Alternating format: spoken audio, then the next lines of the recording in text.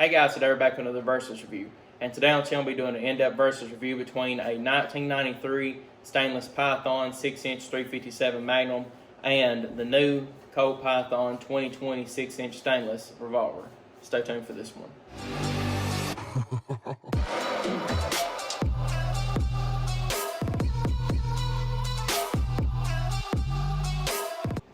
Alright guys, we're back. Once again today we're going to be doing a versus review between the 1993 Colt Python 6-inch 357 Magnum and the Colt Python 2020 edition. Like I said a little bit earlier in one of my other videos, I know that I've already done a versus review between these two, but it hasn't been as in-depth as this one right here will be. So guys, stick around with this one. Let's see here, where to actually start off. We'll start off doing a quick comparison just with visual. As you can see, the old Python, this is once again a 1993 edition, did not have a actual crown that did not actually have a crown barrel, meaning that if the actual threads or the actual outside of the barrel was hit, it could have messed up the accuracy of the gun, and the new Python actually has a crown barrel to keep this from happening. So I give this one to the new Python. A lot of people know too, with the front sights, on these old Pythons, you actually had to knock out this pin to replace this front sight, and most people did not feel comfortable enough doing it themselves, and they would actually require a gunsmith to do it. And just for user friendly and all that, even though this actual sight on this is probably in here to stay and wouldn't be knocked out or anything unless you did have a gunsmith knock it out, I like the user friendliness of the actual new Python, to where you actually just use a wrench, put it in there, and take it out and put a new one in there. It is currently March of 2020, and even though you really have not been able to see any of the new sights yet for this gun come out, such as the gold bead sight and the fiber optic, I'm looking forward to them coming out, and I will probably end up putting a fiber optic on this gun. I really like them a lot. But I give that to the new Colt Python. Something else that somebody actually had brought up once to me before, and I actually had to go through all my Python pictures to see, is that if you look here, the Colt Python, or the Python 357, is not centered on the barrel. And if you start looking at it long enough, it kind of starts aggravating you a little bit. With this new gun, the Python is centered with the barrel pretty well. Right underneath the third ventilation, or the second ventilation mark. So as you can see, here they are right on top of each other, almost. There we go. The Python is now centered, and a lot of people have started liking that a lot better than the old ones. Since we're right there on the emblems and everything, we'll get a quick close look on this one. You can see how it looks like it is actually engraved in it, and has some ridges behind it. Looks like it's deep into the gun also, as you can see. With this one, it looks like it's more been laser engraved, not as prominent, not as deep either, but still looks very good. A lot more sharpness was put into this one than the old ones, but you know, to each their own. You might enjoy this one a little bit more, or you might enjoy the old one a little bit more. To me, I actually enjoyed the ruggedness and the less sharpness of the old one better, and I just feel like it looks a little bit better than the newer one, just how they had actually put it in there. I think it was actually engraving versus stamping, something like that. I believe the new ones are stamped, correct me if I'm wrong. I actually had talked about it first in the actual first versus review I done with these, but I've recently forgot. But I think this one is engraved, and the new one is actually stamped.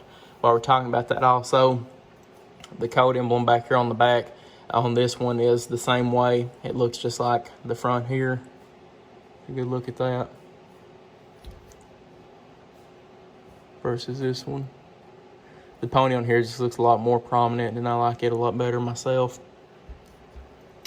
Also, while we're talking about something like that, you can obviously tell there is a big finish difference within these guns. This is a more of a matte stainless finish, and this is more of a almost mirror stainless finish.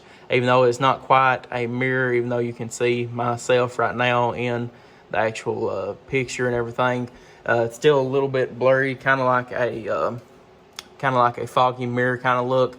When this one is more of a just a matte stainless, even though you can still kind of see a reflection a little bit, not really, but you can see it, what I'm talking about. Which one I really enjoy more on this one? Probably the old Python. I just love the way that it looks, the way that the stainless looks on this and everything. And if I did ever want to turn this into a actual full mirror gun, you can take it and send it to a polisher and it'll do it. And I'm sure that they could do the same thing to this one. But I just feel like a lot more time and everything went into these older Pythons finish on them. Even though this is an absolutely beautiful gun, I'd rather the finish being like this, or this finish would have been just a full bright stainless, which I'm sure that will be coming out sooner or later. Getting on to the next thing, as you all can see, the triggers are a tad bit different. This has got more of a circle shape to it, and this has got more of a oval shape to it. Now, which one I actually enjoy the most, or enjoy better, being honest with you guys, I really can't tell a lot of difference whenever it comes to feeling it and everything. I know the reach was always a problem with these older Pythons, that they had a really long trigger pull and it could pull off a shot left or right. But and they were supposed to be fixing that with these right here, because it's got a lot shorter trigger pull, and yes, it does. So I still wish that it had this curvature to it. I really think that curvature was absolutely beautiful. Even though this right here still looks good in itself, I really would rather have had it curve a tiny bit more. I really can't even tell a difference in it, though, being honest with you guys. But just aesthetics look, I would rather have had this trigger. Getting to the hammer, that was probably the biggest con I had on these new 2020 Pythons. As you can see, it's like a shredded, even though it really does grip well with your thumb and everything. I wish it still would have been as big and prominent as these old ones. Even though it almost looks exactly like this right here, it's a tad bit longer, so you can get a little bit easier cocking on it than with this one right here. And being honest with you guys, the new one actually grips my finger a lot better than the old one does. But that prominent look to it is what made the Python to me. Like I said, I like what they done with it. I like how they've got the shradedness in it. But that look and that ease of grab and everything and pull back with it is what really made the Python for me. And I really think, being honest with you guys, I think that they will actually have a aftermarket piece for these in the future, to where you can switch it out and have one like this right here on it before too long. Sorry guys, had a little break in the video.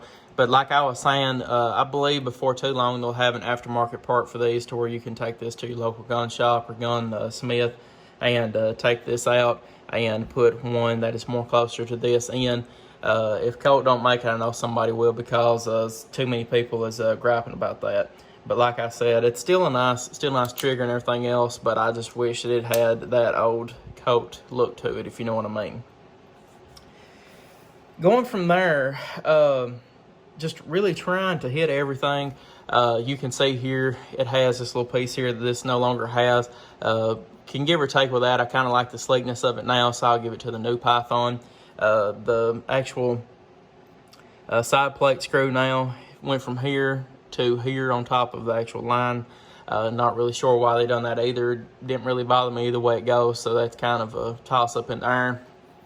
Go ahead and switch to this side now.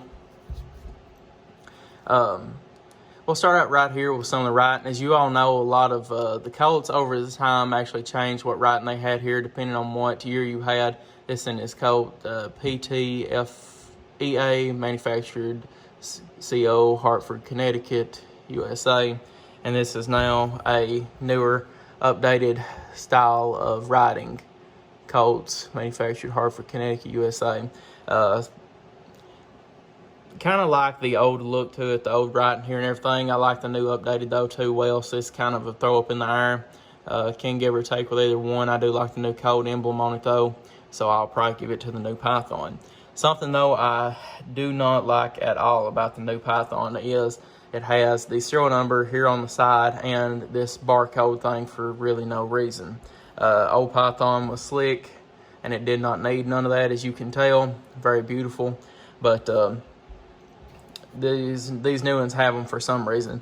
I'm sure, I mean, this right here doesn't even feel like it's barely above or barely below the surface. If you really wanted to, you could probably scratch this off if you wanted to, possibly. I mean, I don't think there's any legal infringements or anything where the serial number's right there. And I don't think this would pop up as any serial number. It might, though. So check maybe local laws first, but I'm not going to mess with it. But I'm just saying you possibly could. I just don't really think it's deep enough to where you could, or where it would hurt the gun if you did take it off or anything. But it's really about the only biggest gripes I have about it. These Colts now come new from the factory with these grips on it, like here, and these are actually some very beautiful grips. You can see also from this side, this even adds to the point too where this is really not the exact same gun I had from the beginning, because the grips are not even the same as my original 2020 Python as I had. If you want to check out more on that, check out my last review on the Colt 2020 Python whenever they had actually sent it back to me the second time. These Colt grips though are very beautiful. These are the original Gen 3 target presentation grips, very beautiful, as you can see right here. I actually plan on taking these off and put them on these, but a lot of people don't really remember is that on these stainless Pythons, they actually come with rubber grips from factory. They did not come with these Gen 3 target wood grips. You actually had to buy these aftermarket. So I'm glad that these actually had come on here from factory, but being honest with you though, I would rather them had it kind of like they used to where you could buy these very expensive, nice looking aftermarket target grips than these right here, because I think that's really half of the problem why people's like, hey, the new Python is not a new Python, it doesn't even resemble the old ones or anything, is because of the grips. I know Altamont makes these grips, and Altamont does a very beautiful job at making grips, and I really do like all their grips that I've ever received from them or bought from them and anything else. But you know, I feel like I wish that they would have had the raised texture and everything like these old grips. This is more closer to a Gen 2 grip. Wish they'd have done something different, maybe instead of the slant, or done just something different, but still had the raised texture, because I think that's half of the look to the Python is the actual grips. So I'll give it to the old Python with these grips. But I mean, like I said, from factory, this right here would have come with rubber grips. I've actually got them somewhere over here, something else too that almost slipped my mind. The new Python does not have serrations on the rear of the gun, and I wish they would have put them on there, even though it really probably doesn't make a difference. You can't even feel them when you're holding it in your hand or anything else. I think it adds to the aesthetic of the gun, and I just think that they could have easily just went through with something and put them on it. I don't know why they didn't, but I wish they would have, so I will give it to the old Python. Now, probably what most of you all have been waiting for probably now 12 minutes for to hear is how does the triggers actually match up with each other. And I'm here to say that the double action on the new Colt Python Gen 2 is actually better than the old Colt Pythons. I'm telling you guys that this is really one of the most interesting double actions I've ever felt in my life. Very smooth all the way through. Has no grab or take or anything, just one continuous pull, and it is smooth as butter. And with the old Python, they was known for the triggers. So a little bit lighter feels like, but right here it starts to stack. Whenever you hear that click in, it starts getting a lot rougher. I'll be all out dry fire via because I just don't really like dry firing them, the old Pythons, but you can get my drift from it pretty much. That these old Pythons really, or these newer Pythons do have a better double action. Now, coming to a point to where I really don't understand, the single actions on the new Colt Pythons are literally all over the place. The first one I had, single action was horrible. The second time they sent it back to where it actually had a catch in it right here. The single action on it actually pointed here was horrible. This one right here is getting a little bit better. A little bit lighter than my other two I had, so I'm happy about it. But it's still no comparison at all to the single action on these old Pythons right here. Just no really comparison at all. And I don't understand how they could perfect the double action on these, but not the single action. So possibly whenever the internals start getting leaked a little bit more, people start looking into it and start working on it, you might be able to find people that can actually do a single action trigger job on these, get a little bit better. But even whenever the light primer strikes was happening with these old ones, or with these new ones, sorry, the single action was still junk. And this one right here, like I said, has got a lot better, and is actually start comparing to newer Smiths and everything, but still is in no comparison to the older Pythons.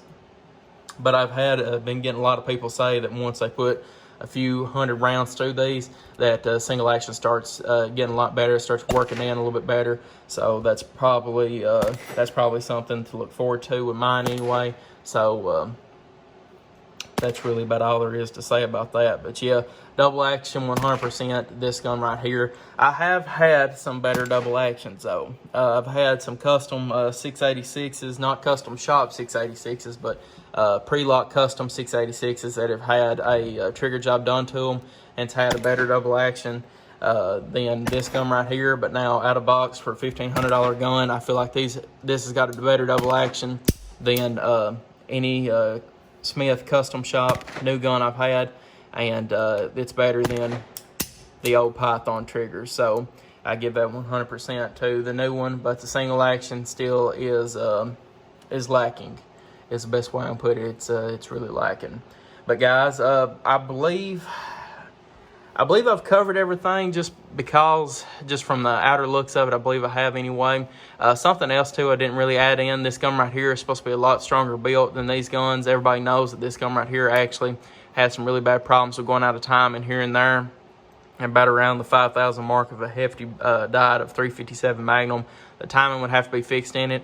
And just giving y'all a little insight, there was a gun that popped up on Gunbroker. It was a 1963 Colt Python nickel 4-inch, and it had been beat to death. But the metal on it was still good, just so the nickel on it all wore off. And I was actually going to get it as cheap as I could. I think it ended up selling for like $12.50 or something like that. Just tell y'all pretty much how bad a shape it was, because that gun normally would have sold for about around $2,000 to $2,500. But you know, it was so bad, but it was actually missing a few different parts. And I actually called every single gunsmith that I knew around me in pretty much about a 50-mile radius, and every single one of them said the same thing, that nobody around here works on them anymore. I live in Kentucky, but nobody around here works on them anymore, and the only places that you can find them, you have to ship them out, and to get anything done with these old Pythons can take anywhere between 2 and 3 months, depending on how stacked back the people are. So that's probably the biggest thing about these old Pythons, is that they was hand built and everything, but nobody works on them anymore. So if you ever have a problem with them or anything like that, you're pretty much having to figure it out yourself, or going to have a big long wait in front of you to get the gun fixed.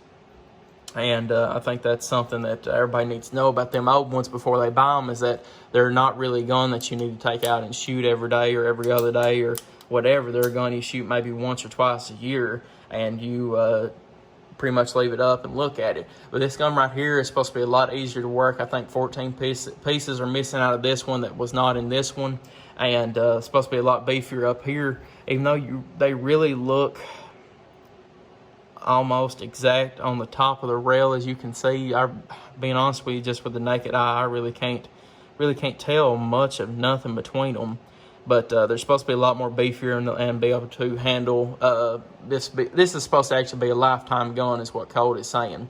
But now, something else too, if you look in between the forcing cone and the cylinder, you can see a tiny bit of space. If I can get it perfect, right there almost, you can see a little bit, a tiny bit of space in between them. And on these old Pythons, you can't see a bit of shine through anywhere on them. I've sit here and tried all day to find it, and you can't at all. And that's what really caused these guns right here to be as accurate as they was, is just because of how close the cylinder was to the forcing cone and everything else. But this gun right here is still very close, as you can tell. You can see it right there a little bit. I've got that black background. You can't really tell unless you get it around the wood. But now it's very, very, very close. Still probably more close than any other revolver I've ever had besides Pythons. But there's still a little bit of distance in between the forcing cone and the cylinder. With this right here, it's literally like it's touching. But guys, I believe this will be about it for the review. There really is nothing else to say about these guns, and for the money and everything else, if you can get one of these guns here around the $1,500 or $1,300, like I said earlier in one of my videos, I paid $1,331 for this gun on New Year's Eve, and this gun right here will still run you anywhere between $2,500, $2,800 to $3,000 currently in this market right now, which I can 100% see these guns to start fall around $2,000, if not cheaper, just being honest with you. Just because of how well built these guns right here now are, and once that starts becoming more out in the public and everything, I think these guns right here will start to lower these guns, because it's just, being honest with you guys, the quality is here, that's in here also, but even maybe a little bit more in here than it is in here. Just because it's not hand fitted fully anymore doesn't mean that it's worth any less than this one when it comes to actual shooting and everything else. But actually, from a shooter's perspective, I would rather have this gun than this one. But guys, I would 100% really rather probably have this gun here and now, that it's working perfect for me, than this gun right here. But guys, appreciate y'all viewing. If you have any questions and comments about these guns, leave them in space below, and I'll get back to you as soon as possible. I hope I'd answered everything, and I hope I could pretty much compare everything that there was to compare between these two guns. But guys, like I said, if you have any questions or any other thing, please leave it in space below, and I'll get back to you as soon as possible. But guys, thank you for viewing, like, and subscribe for more gun reviews, and I will see you all in the next video. Hey guys, thank you for sticking around to the end of the video. I'd like to make a quick shout out to Hero Soap Company for sponsoring my channel. Hero Soap Company does a 1-1 ratio with their soap lines, with their subscriptions, to where if you subscribe to their soap every single month, you will get a delivery of soap in the mail once a month. And not only that, but they will also send a 1-1 ratio of the soap you purchase overseas to a soldier in need.